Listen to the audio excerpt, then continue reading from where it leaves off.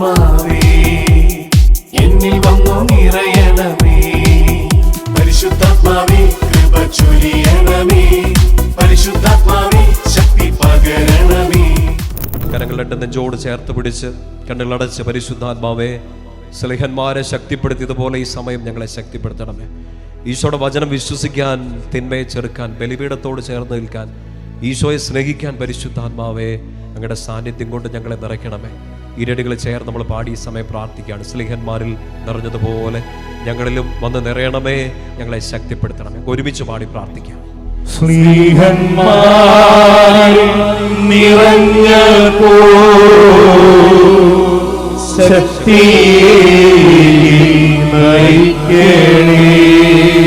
ചേർന്ന് പാടിക്കേ. സ്നേഹന്മാരിൽ നിറഞ്ഞപ്പോ ശക്തി നയിക്കണേ.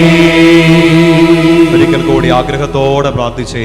സ്നേഹന്മാരിൽ നിറഞ്ഞപ്പോ ശക്തി നയിക്കണേ.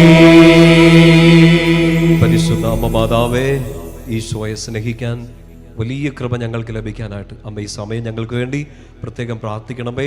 ചേർന്ന് ഉറക്കെ പ്രാർത്ഥിക്കാം. നന്മ നിറഞ്ഞ മറിയമേ സ്വസ്തി, കർത്താവ് അങ്ങയുടെ കൂടെ സ്ത്രീകളിൽ അനുഗ്രഹിക്കപ്പെട്ടവളാകുന്നു, അങ്ങയുടെ ഉദരത്തിൻ ഫലമായി ഈശോ അനുഗ്രഹിക്കപ്പെട്ടവനാകുന്നു. പരിശുദ്ധ മറിയമേ തമ്പുരാന്റെ പാപികളായ ഞങ്ങൾക്ക് വേണ്ടി ഇപ്പോഴും ഞങ്ങളുടെ മരണസമയത്തും തമ്പുരാനോട് അപേക്ഷിക്കണമേ. ആമേൻ. ഈശോ മിശിഹായുടെ വാഗ്ദാനങ്ങൾക്ക് ഞങ്ങൾ യോഗ്യരാകുവാൻ സർവ്വേശ്വരന്റെ പരിശുദ്ധ മാതാവേ ഞങ്ങൾക്ക് വേണ്ടി അപേക്ഷിക്കണമേ. സകല വിശുദ്ധരെ, മാലാഖമാരെ, വിശുദ്ധ മിഖായേലെ, വിശുദ്ധ പൗലോസ്ലിഹായെ ഞങ്ങൾക്ക് വേണ്ടി മണിക്കൂറിൽ പ്രത്യേകം പ്രാർത്ഥിക്കണമേ. പിതാവിന്റെയും പുത്രന്റെയും പരിശുദ്ധാത്മാവിന്റെയും നാമത്തിൽ ആമേൻ. ചേർന്ന് പറഞ്ഞേ ഹല്ലേലൂയ. സന്തോഷത്തോടെ വലത് ഉയർത്തി ശക്തിയോടെ പറഞ്ഞേ ഹല്ലേലൂയ. വിശുദ്ധ ഗ്രന്ഥത്തിൽ പഴയ നിയമത്തിൽ മറ്റൊരു സുന്ദരമായ വായനയാണ്. സഫാനിയ പ്രവാചന പുസ്തകത്തിൽ 3-ാമത് അധ്യായം 16-17 വാക്യങ്ങൾ അവിടെ ഇങ്ങനെ പറയുന്നുണ്ട്. സിയോനെ ഭയപ്പെടണ്ട, നിന്റെ പേര് ചൊല്ലി വിളിച്ചവൻ നിന്റെ കൈപിടിച്ചിട്ടുണ്ട്. നിന്റെ ദൈവമായ കർത്താവ്, വിജയം നൽകുന്ന യോദ്ധാവ് നിന്റെ മധ്യേ ഉണ്ട്. പേടിക്കണ്ട. ദൈവമക്കൾ കേൾക്കേണ്ട ആദ്യത്തെ സുവിശേഷം അതാണ്, ഭയപ്പെടണ്ട. നിങ്ങളെ ഭയപ്പെടുത്താൻ ശ്രമിച്ച ആ പിശാച് വീണ്ടും വീണ്ടും നിങ്ങളോട് പറയും. നിങ്ങളെ തകർക്കാൻ ശ്രമിച്ച കടങ്ങൾ, രോഗങ്ങൾ, നിങ്ങളെ ഒറ്റപ്പെടുത്തിയ വ്യക്തികൾ, നിങ്ങളെ ഈ പട്ടുകുടിയിലേക്ക് ഇട്ട സാഹചര്യങ്ങളെല്ലാം നിങ്ങളെ പേടിപ്പെടുത്തും. നിങ്ങളെ ഇങ്ങനെ കിട്ടുകിട്ടാന്ന് വിറയ്ക്കും. പക്ഷെ അതിന്റെ മുകളിൽ ഉയർന്നു നിൽക്കുന്ന ഈശോ നിങ്ങളോട് പറയുന്ന ഒറ്റ കാര്യം, നീ പേടിക്കണ്ട, ഞാൻ നിന്റെ കൂടെയുണ്ട്. പറഞ്ഞേ ഹല്ലേലൂയ. ശക്തോടെ പറഞ്ഞേ ഹല്ലേലൂയ. പഴയ നിയമത്തിൽ നിങ്ങൾ ഉറപ്പായിട്ട് വായിച്ചുള്ള ഒരു പുസ്തകമായിരിക്കും യൂദിത്തിന്റെ പുസ്തകം. കേട്ടിട്ടുണ്ടോ? ആരാ യൂദിത്ത്? ഒരു നല്ല ചേച്ചി അല്ലെ? കർത്താവിൽ ആശ്രയിച്ച് ശത്രുവായ ഹോളഫർണസിനെ വധിക്കാൻ വേണ്ടി ഇസ്രായേലിന്റെ അഭിമാനം ഉയർത്തിപ്പിടിച്ച ഒരു വലിയ പെൺകുട്ടിയാണ്, വലിയൊരു സ്ത്രീയാണ്. ഇസ്രായേലിന്റെ അഭിമാനം എന്നൊക്കെയാണ് ആൾക്കാർ ആ സ്ത്രീയെ കുറിച്ച് വിളിക്കുക. യൂദിത്ത് ഹോളഫർണസിന്റെ ശിരസ് ഛേദിച്ചിട്ട് ഇസ്രായേലിന്റെ കവാടങ്ങൾ കടക്കുന്ന സമയത്ത് കാവൽക്കാർ കേൾക്കുന്ന സ്വരത്തിൽ ഒച്ചത്തിൽ വിളിച്ചു പറയും, ദൈവം, നമ്മുടെ ദൈവം ഇപ്പോഴും നമ്മുടെ കൂടെയുണ്ട്. ഇസ്രായേൽക്കാർ വല്ലാത്തൊരു ബുദ്ധിമുട്ടുകൾ കടന്നു പോവാണ്. മുമ്പോട്ട് പോകാൻ പറ്റുന്നില്ല. അവർക്ക് സ്രോതസ്സായിരുന്ന ജലസംഭരണികൾ ശത്രുക്കൾ അടച്ചു. ജീവിക്കാൻ പറ്റാത്തൊരു സ്ഥിതി. എന്ത് ചെയ്യണമെന്ന് അറിയത്തില്ല. സഹായിക്കാൻ ആരുമില്ല. പുരോഹിതന്മാർക്കൊന്നും ചെയ്യാൻ പറ്റുന്നില്ല. നയിക്കാൻ ആളുകളില്ല. ആകെ മുഴുവൻ സങ്കടത്തിൽ നിൽക്കുന്ന ആ ജനത്തെ, ആ കുടുംബത്തെ, ആ കൂട്ടായ്മയെ മുഴുവൻ ശക്തിപ്പെടുത്താൻ വേണ്ടി കർത്താവ് ഒരു വ്യക്തിയെ, യൂദിത്ത് എന്ന് പറഞ്ഞ ഒരു പെങ്കൊച്ചിനെ ഉപയോഗിക്കുകയാണ്. ഒരു കുടുംബത്തെ ഒന്ന് സ്വാതന്ത്ര്യത്തിലേക്ക് വരുത്താൻ, ഒരു ദേശത്തെ രക്ഷിക്കാൻ, തളർന്നുപോയ കുറെ മക്കളെ പിടിച്ചുയർത്താൻ വേണ്ടി കർത്താവ് ഒരാളെ തെരഞ്ഞെടുത്തു. ആ ആളെ ഉപയോഗിച്ച് ശത്രുവിന്റെ ശിരസ് ഛേദിച്ചെടുത്ത് അവൾ വിജയത്തിന്റെ വെൺകൊടി പാറിച്ചുകൊണ്ട് ഇസ്രായേലിന്റെ കവാടങ്ങൾ കടന്നു വരുമ്പോ അവളുടെ ഉള്ളിൽ നിന്ന് ആ സുവിശേഷം അവൾ പ്രഖ്യാപിക്കുകയാണ്. മക്കളെ, ധൈര്യമായിട്ടിരിക്കുക, പേടിക്കണ്ട, ദൈവം, നമ്മുടെ ദൈവം ഇപ്പോഴും നമ്മുടെ കൂടെയുണ്ട്. പറഞ്ഞേ ഹല്ലേലൂയ. ശക്തിയോടെ ഹല്ലേലൂയ. അപ്പൊ അത് വല്ലാത്ത സങ്കടത്തിലൊക്കെ നിൽക്കുമ്പോ ചിലപ്പോ ഇതൊന്നും ബോധം കിട്ടത്തില്ല. കർത്താവേ, നീ കൂടെ ഉണ്ടായിട്ട് ഇങ്ങനെയൊക്കെ ആണോ എന്നൊക്കെ നമ്മൾ ചോദിച്ചു പോകും അല്ലേ? നീ കൂടെ ഉണ്ടായിട്ടാണ് ഇങ്ങനത്തെ രോഗങ്ങൾ, വേദനകൾ, സങ്കടങ്ങളൊക്കെ വന്ന് കർത്താവ് കൈവിട്ടു എന്നൊക്കെ ചിലപ്പോൾ ചങ്ക് പൊട്ടി ചിലപ്പോൾ നിലവിളിച്ച് നമ്മൾ പറഞ്ഞു പോകും. പറഞ്ഞിട്ടില്ലേ? എത്ര തവണ അല്ലേ? ജപമാല എടുത്ത് എണ്ണി നോക്കേണ്ടി വരും എത്ര തവണ ചിലപ്പോൾ നമ്മൾ സങ്കടപ്പെട്ട് പറഞ്ഞത്. 1000 തവണ നിങ്ങൾ സങ്കടപ്പെട്ടെങ്കിലും ഒറ്റ തവണ ഹൃദയത്തിലോട് ഇത് ഏറ്റെടുക്കുക. ദൈവം എൻ്റെ ദൈവം ഇപ്പോഴും എൻ്റെ കൂടെയുണ്ട്. പറഞ്ഞേ ഹല്ലേലൂയ. നിങ്ങളത് വിശ്വസിക്കുന്നുണ്ടോ എന്ന് അച്ഛൻ ചോദിക്കുന്നില്ല. വിശ്വസിക്കുന്നത് കൊണ്ടാണ് നിങ്ങൾ ഇവിടെ ഇപ്പോഴും കർത്താവിനെ മുറുകെ പിടിച്ചിരിക്കുന്നത്. ദാരിദ്ര്യമുണ്ട്, സങ്കടമുണ്ട്, രോഗങ്ങളുണ്ട്, മരണം കൺമുമ്പിൽ വന്ന് നിൽക്കുന്നുണ്ട്. എന്ത് ചെയ്യണമെന്ന് അറിയത്തില്ലാത്ത ഒരു ഇരുട്ടിൻ്റെ മുമ്പിൽ നിങ്ങൾ നിൽക്കുന്നുണ്ട്. ഒറ്റ ബോധം, ദൈവം, എൻ്റെ ദൈവം ഇപ്പോഴും എൻ്റെ കൂടെയുണ്ട്. പറഞ്ഞേ ഹല്ലേലൂയ. പലതരം നെഞ്ചോട് ചേർത്ത് പിടിച്ച് നല്ല മുറുക്ക് ഇടിച്ച് എന്നിട്ട് പറ. അറ്റാക്ക് ഒന്നും വരില്ല കേട്ടോ. അറ്റാക്ക് വന്നാലും കുഴപ്പമില്ല. കർത്താവിന്റെ വചനം പറഞ്ഞോണ്ടല്ലേ. പറഞ്ഞേ ദൈവം, നല്ല ഉറക്കെ പറ, ദൈവം, എൻ്റെ ദൈവം ഇപ്പോഴും എൻ്റെ കൂടെയുണ്ട്. യൂഥിത്തിന്റെ പുസ്തകത്തിലാണ് 13-ാമത്തെ അധ്യായത്തിലാണ് നമ്മളിത് വായിക്കുക. യൂഥിത്തിന്റെ വലിയൊരു ബോധ്യമായിരുന്നു, ദൈവം, എൻ്റെ ദൈവം ഇപ്പോഴും എൻ്റെ കൂടെയുണ്ട്. ഹൃദയത്തിലോട്ട് ഇത് ഏറ്റെടുക്ക് വിശ്വാസത്തോടെ. ഇത് വിശ്വസിക്കാൻ ബുദ്ധിമുട്ടാണെങ്കിൽ ഇപ്പം പരിശുദ്ധാത്മാവോട് പ്രാർത്ഥിക്കുക. പരിശുദ്ധാത്മാവേ, ഈശോയുടെ ഈ വാക്ക്, വചനത്തിൻ്റെ ഈ ശക്തി, അത് ഞാൻ ഹൃദയത്തിലോട്ട് ഏറ്റെടുക്കാൻ ഒരു കൃപ എനിക്ക് നൽകണമേ. ദൈവം, എൻ്റെ ദൈവം ഇപ്പോഴും എൻ്റെ കൂടെയുണ്ട്. രോഗം മാറിയോ? രോഗം മാറിയോ? കടങ്ങൾ തീർന്നോ? ഇല്ല. മക്കൾ തിരിച്ചു വന്നോ? ഇല്ല. ജീവിത പങ്കാളി നന്നായോ? ഇല്ല. ബാങ്ക് ജപ്തി മാറിയോ? ഇല്ല. ഒന്നും മാറിയിട്ടില്ല.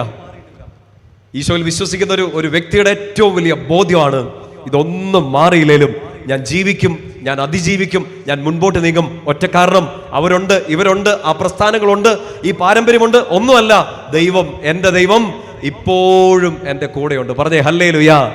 ശക്തിയോട് പറഞ്ഞേ ഹല്ലേലൂയ. പ്രിയപ്പെട്ട സഹോദരങ്ങളെ, നമ്മൾ ഈ വായിച്ചുകൊണ്ടിരിക്കുന്ന പഴയ നിയമത്തിലെ കുറച്ച് വചനഭാഗങ്ങളാണ്. പഴയ നിയമത്തിലെ ഇസ്രായേൽ ജനത്തിന് ഏറ്റവും വലിയ ആനന്ദമായിരുന്നു. അവർക്കൊരു ബോധ്യം, ഞങ്ങൾ വിളിച്ചപേക്ഷിക്കുമ്പോഴെല്ലാം ഞങ്ങളുടെ അടുത്തേക്ക് ഇങ്ങനെ ഇറങ്ങി വരാൻ ഞങ്ങൾക്കൊരു ദൈവം ഉണ്ട്. നമ്മൾ ആ വചനം വായിച്ചിട്ടില്ലേ? നിയമാവർത്തനം 4:7 ഇങ്ങനെ അവർ പറയുന്നുണ്ട്, ഞങ്ങൾ എന്തൊരു ഭാഗ്യം ചെയ്ത ജനതയാണ്, എന്തൊരു ശ്രേഷ്ഠ ജനതയാണ്. എന്താണ് അവരുടെ ശ്രേഷ്ഠത? ഞങ്ങൾ വിളിച്ചപേക്ഷിക്കുമ്പോഴെല്ലാം ദൈവം ഞങ്ങളുടെ അടുത്തേക്ക് ഇറങ്ങി വരാൻ ദൈവം അത്ര അടുത്തുള്ള മറ്റേതൊരു ശ്രേഷ്ഠ ജനതയുണ്ട്. പറഞ്ഞേ ഹല്ലേലൂയ. നമ്മുടെ സഹോദരങ്ങളെ, നമ്മുടെ ആലയത്തിലോ നമ്മൾ ഇന്ന് ഈ വചനം കേൾക്കുന്ന സ്ഥലങ്ങളിൽ നാനാജാതി മതസ്ഥര്, ദൈവത്തെ അറിയത്തില്ലാത്തവര്, ദൈവത്തെ അറിഞ്ഞിട്ട് മനസ്സിലാക്കാത്തവര്, ദൈവത്തെ തള്ളിപ്പറയുന്നവര്, ദൈവത്തെ യഥാർത്ഥ ദൈവത്തെ ഏക സത്യ ദൈവമായി ഈശോ മിശിഹായെ മനസ്സിലാകാത്തവർ എത്ര ആയിരങ്ങളാണ്. പക്ഷെ അതിൽ നിന്നൊക്കെ മാറി നിന്ന് തെരഞ്ഞെടുക്കപ്പെട്ട് കർത്താവ് കൂടെയുണ്ടെന്ന് ബോധ്യം കിട്ടിയ ഒരു ശ്രേഷ്ഠ ജനതയുടെ ഭാഗമാണ് നമ്മളെല്ലാവരും. പറഞ്ഞേ ഹല്ലേലൂയ. ഞാൻ വിളിച്ചപേക്ഷിച്ചാൽ എൻ്റെ കർത്താവ് എൻ്റെ അടുത്ത് വരും. നിങ്ങൾ വിശ്വസിക്കുന്നുണ്ടോ? ശക്തിയോട് പറഞ്ഞേ ഹല്ലേലൂയ. ഈ ഇസ്രായേൽക്കാർ വലിയ കാര്യമായിട്ട് അതൊന്നും വിശ്വസിച്ചില്ല. നമ്മളിങ്ങനെ ധ്യാനമൊക്കെ കൂടുമ്പോൾ നമ്മൾ പറയും വിശ്വസിക്കുന്നുണ്ടെന്ന്. പക്ഷെ നല്ല ഇടിയും തൊഴിയൊക്കെ കിട്ടുന്ന സമയത്ത് ഇത് പറയുമോ?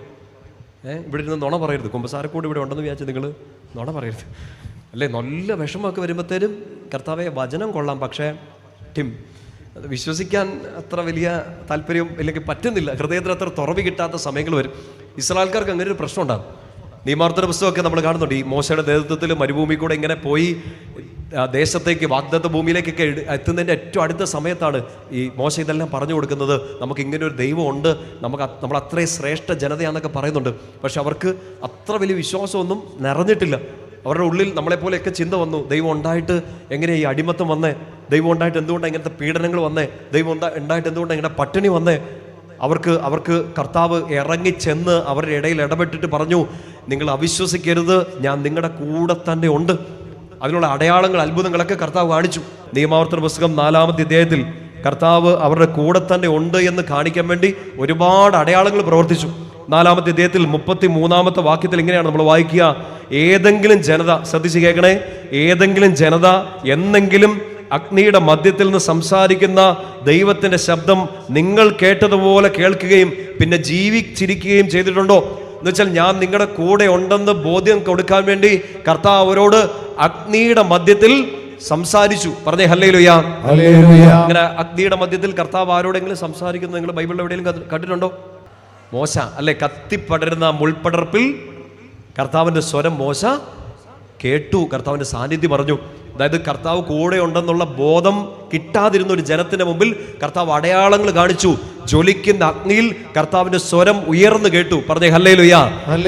മറ്റൊരു കാര്യം കർത്താവ് ഇങ്ങനെ ചെയ്യുക, 36-ാമത്തെ വാക്യം, നിങ്ങളെ പഠിപ്പിക്കാൻ ആകാശത്ത് നിന്ന് തന്റെ സ്വരം നിങ്ങളെ കേൾപ്പിച്ചു. അഗ്നിയിൽ കർത്താവിന്റെ സാന്നിധ്യം അറിയിച്ചു, കർത്താവിന്റെ സ്വരം കേട്ടു. ഇനി അടുത്ത വാക്കിങ്ങനെയാണ്, ഭൂമിയിൽ തന്റെ മഹത്തായ അഗ്നി കാണിച്ചു, അഗ്നിയുടെ മധ്യത്തിൽ നിന്ന് അവിടുത്തെ വാക്കുകൾ നിങ്ങൾ കേട്ടു. വചനം ആവർത്തിച്ച് പറയാണ്, ജ്വലിക്കുന്ന ഒരു തീജ്വാല, ഒരു അഗ്നി. ആ അഗ്നിക്കുള്ളിൽ നിന്ന് ദൈവത്തിന്റെ വാക്ക് അവർ കേട്ടു. ദൈവം നമ്മുടെ കൂടെ ഉണ്ടെന്ന് അവർക്ക് ബോധ്യം കിട്ടിയത് ഈ രണ്ട് കാര്യങ്ങളാണ്. ജ്വലിക്കുന്ന അഗ്നി, ആ ജ്വലിക്കുന്ന അഗ്നിയിൽ നിന്ന് കർത്താവിന്റെ സ്വരം. പറഞ്ഞേ ഹല്ലേലൂയ, പറഞ്ഞേ ഹല്ലേലൂയ. എന്നിട്ട് അവർ വിശ്വസിച്ചോ? വിശ്വസിച്ചൊന്നുമില്ല. അത്ര നന്നായിട്ട് വിശ്വസിച്ചില്ല. അവർ ഇഷ്ടംപോലെ തല്ലിപ്പൊളിത്തരങ്ങളൊക്കെ കാണിച്ചു നമ്മളെപ്പോലെ. പലപ്പോഴും കർത്താവിൻ്റെ വചനത്തിനെതിരെ പോയി. അവർക്ക് പിന്നെ ഒത്തിരി പ്രശ്നങ്ങളുണ്ടായി, അടിമത്വം ഉണ്ടായി, പ്രവാസമൊക്കെ ഉണ്ടായി. കർത്താവ് അഗ്നിയിലൂടെയും സ്വരത്തിലൂടെയും രണ്ട് കാര്യങ്ങൾ മനസ്സിൽ സൂക്ഷിക്കണം. ജ്വലിക്കുന്ന ഒരു അഗ്നിയും ആ അഗ്നിയിൽ നിന്ന് കർത്താവിൻ്റെ വാക്കും, ഇത് രണ്ടും കർത്താവ് ഞാൻ നിങ്ങളുടെ കൂടെ ഉണ്ട് എന്നുള്ളതിൻ്റെ ഒരടയാളമായിട്ട് കാണിച്ചു കൊടുത്തു. പറഞ്ഞേ ഹല്ലേലൂയ. നല്ല ശ്രദ്ധയോടെ ഇരിക്കണം കേട്ടോ. നിങ്ങളുടെ ശത്രുവായ സാത്താൻ അലറുന്ന സിംഹത്തെ പോലെയല്ല, മൂളിപ്പാട്ട് പാടുന്ന ഒരു കൊതുകിനെ പോലെ നിങ്ങളുടെ അടുത്ത് പാട്ടും പാടി നടക്കും. ഇത് നിങ്ങൾ കേൾക്കരുത് എന്ന് അവന് നന്നായിട്ട് ആഗ്രഹമുണ്ട്. ഞാനിത് പറയരുതെന്ന് അവൻ അതിനെക്കാട്ടും വലിയ ആഗ്രഹമുണ്ട്. ജയം ക്രിസ്തുവിൻ്റെ നാമത്തിന് മാത്രം. നമ്മളിത് കേൾക്കും, ഞാനിത് പറയും, നിങ്ങളിത് ഹൃദയത്തിലോട്ട് ഏറ്റെടുക്കും, നമ്മൾ വിശ്വസിക്കും, സ്വർഗം മഹത്വപ്പെടും, നരകവാതിലുകൾ ഇളകും. പറഞ്ഞേ ഹല്ലേലൂയ, ഹല്ലേലൂയ. രണ്ട് കാര്യങ്ങൾ ഉറക്കെ പറ. കർത്താവിന്റെ സാന്നിധ്യം, ഇസ്രായേൽ ജനത്തിന് ബോധ്യം കിട്ടിയ രണ്ട് അടയാളങ്ങൾ. ഒന്ന് ജ്വലിക്കുന്ന അഗ്നി, രണ്ടാ ജ്വലിക്കുന്ന അഗ്നിയിൽ നിന്ന് കർത്താവിന്റെ സ്വരം അവർ കേട്ടു. കാലങ്ങളൊക്കെ ഇങ്ങോട്ട് മുമ്പോട്ട് പോയി. കർത്താവിന്റെ ഈ സ്വരം കേട്ട് സാന്നിധ്യമൊക്കെ അറിഞ്ഞിട്ടും അവർ വിശ്വസിക്കാതിരുന്നു, അവിശ്വസിച്ചു, പാപത്തിന്റെ വഴിയിലേക്കൊക്കെ പോയി.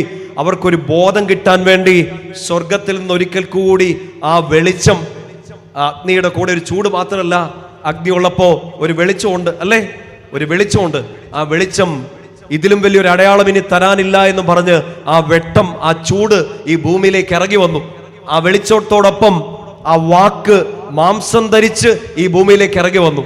സ്വർഗത്തിലെ ആ അഗ്നി ലോകത്തെ മുഴുവൻ വെളിച്ചത്തിലേക്ക് നയിക്കുന്ന ആ പ്രകാശം, അന്ധകാരത്തിന് എടുത്തു മാറ്റാൻ പറ്റാത്ത ആ നിത്യപ്രകാശം, ആ പ്രകാശത്തിന്റെ കൂടെ വന്ന ദൈവത്തിന്റെ വാക്ക്, ആ വാക്ക് വചനം മാംസമായി നമ്മുടെ ഇടയിൽ വസിച്ചു. ദൈവം നമ്മോട് കൂടെ എന്നർത്ഥമുള്ള ഇമ്മാനുവൽ എന്നവൻ വിളിക്കപ്പെട്ടു. പറഞ്ഞേ ഹല്ലേലൂയ. അത് വിശ്വസിക്കാതിരുന്ന ഒരു ജനത്തിന്റെ മുമ്പിലേക്ക് ദൈവം തന്നെ ഇറങ്ങി വന്നു.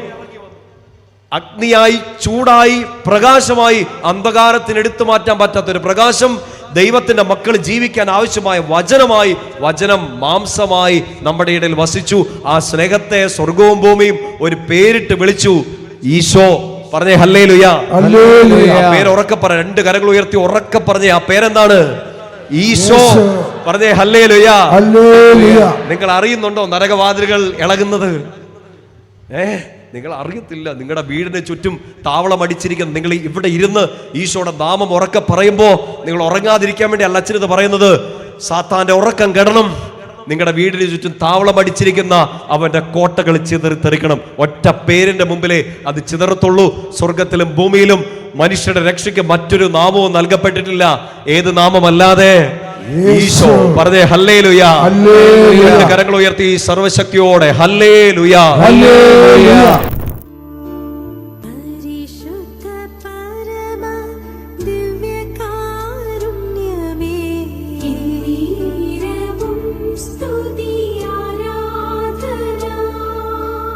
രണ്ടോ മൂന്നോ പേരെന്റെ നാമത്തിൽ ഒരുമിച്ച് കൂടുമ്പോൾ അവരുടെ മധ്യേ ഞാൻ ഉണ്ടായിരിക്കും. മത്തായി സുവിശേഷം അവസാനിക്കുന്ന വായനയിൽ നമ്മൾ കാണുന്നുണ്ട് ഏറ്റവും വലിയൊരു വാഗ്ദാനം, യുഗാന്ത്യം വരെ ഞാൻ നിങ്ങളുടെ കൂടെ തന്നെ കാണും. വിശുദ്ധ കുർബാനയായി ഈശോയുടെ സാന്നിധ്യം നമ്മുടെ കൂടെ തന്നെയുണ്ട്. എമ്മാവുസിലേക്ക് പോയി ശിഷ്യന്മാർ കൂടെ വസിക്കാൻ പറഞ്ഞപ്പോൾ ഉള്ളിൽ വസിച്ച കർത്താവാണ്. അപ്പം മുറിച്ചപ്പോൾ പിന്നെ അവനെ അവർ കണ്ടില്ല. ആ അപ്പത്തിൽ ഇനി അവനെ അവർ കാണും. കാറ്റൊന്നാഞ്ഞടിച്ചാൽ പറന്നു പോകാൻ സാധ്യതയുള്ളൊരപ്പത്തിൽ എൻ്റെ ജീവിതത്തിൻ്റെ സകല കൊടുങ്കാറ്റുകളെയും നിയന്ത്രിക്കാൻ പറ്റുന്ന കർത്താവ് എൻ്റെ കൂടെ തന്നെയുണ്ട്. കൂടെ ഉണ്ടാവുന്ന ദൈവത്തിന് വേണ്ടി, ആ ദൈവത്തിൻ്റെ രണ്ടാം വരവിന് വേണ്ടി കാത്തിരിക്കുന്ന സഭയാണ് നമ്മൾ. ആ സഭയുടെ ആദ്യ പുത്രന്മാരിൽ ഒരാൾ, ഒരിക്കൽ ഈശോയുടെ നെഞ്ചോട് ചേർന്നിരുന്ന യോഹന്നാൻ, ജീവിതത്തിൻ്റെ ഒരു ഘട്ടത്തിൽ പാത്മോസ് ദ്വീപിലെ ഇരുണ്ട ഗുഹയിൽ ഒറ്റയ്ക്കായി പോകുന്നുണ്ട്. ഈശോയുടെ വാഗ്ദാനം ഇതാണ്, you will not be alone, you will not walk alone. നീ ഒറ്റയ്ക്കായി പോവില്ല. ഒരിക്കൽ അവൻ്റെ നെഞ്ചോട് ചേർന്നിരുന്നാൽ, ഒരിക്കൽ ബലി നടക്കുന്നവൻ്റെ കുരിശോട് ചേർന്നിരുന്നാൽ, ഒരു മക്കളും ഒരു കുഞ്ഞുങ്ങളും, ഈശോയുടെ പ്രിയപ്പെട്ട കുഞ്ഞുങ്ങൾ ആരും ഒരു ഗുഹയിലോ പത്മോസ്ബിയിൽ ഒറ്റയ്ക്കോ ആയിപ്പോവില്ല, അങ്ങോട്ടും ഇറങ്ങി വരും.